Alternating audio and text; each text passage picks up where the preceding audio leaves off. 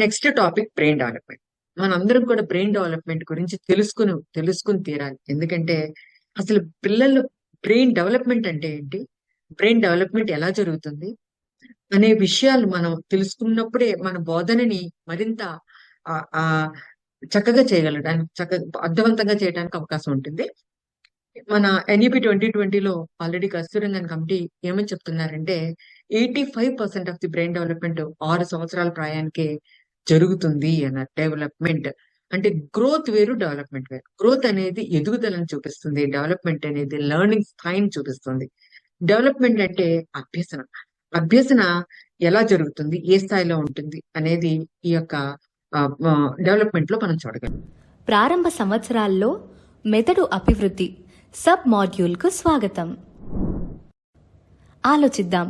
పిల్లలు వారి ప్రారంభ సంవత్సరాల్లో బహుళ భాషలను సులభంగా నేర్చుకోగలరు. ఇది ఎలా సాధ్యమవుతుంది?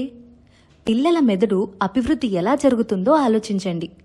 ఈ వయసులో పిల్లలు కొత్త కొత్త విషయాలను చాలా సులభంగా నేర్చుకోగలరు. మెదడును శరీర నియంత్రణ కేంద్రంగా పిలుస్తారని మీకు తెలుసా? తెలిస్తే ఎందుకలా పిలుస్తారు? మెదడు శరీరంలోని అన్ని అవయవాల పనితీరును నిర్దేశిస్తూ శరీరంలోని వీధులన్నిటికీ బాధ్యత వహించే ప్రధాన అవయవం కావున మెదడును శరీర నియంత్రణ కేంద్రంగా పిలుస్తాము. రండి, మెదడు లోపల భాగాల గురించి తెలుసుకుందాం. మెదడు న్యూరాన్లు అనే కణాలతో రూపొందించబడినవి.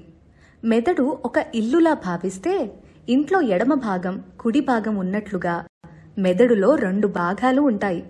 వాటిని ఎడమ గోళార్ధం, కుడి గోళార్ధం అంటారు. ఒక్కొక్క భాగంలో 4 లోబ్లు ఉంటాయి. Frontal lobe, temporal lobe, parietal lobe, occipital lobe.